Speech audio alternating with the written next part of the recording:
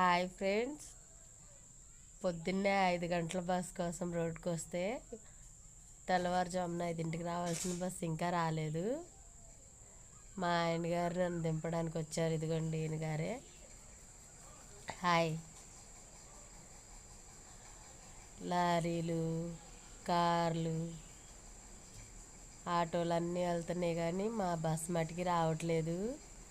అయితే రోడ్లో వేయడం వలన మైలవరం నుంచి వచ్చే బస్సు లేట్గా వస్తుంది సార్. ఫ్రెండ్స్, ఇది బస్సే అనుకుంటున్నా, కాదు ఫ్రెండ్స్, లారీ. మామగారు లేచారు. అయితే బస్సు వస్తుంది, బస్సు వస్తుంది. ఈమె కూడా నాతో పాటే వస్తారు. మా అమ్మగారు పొద్దున్నే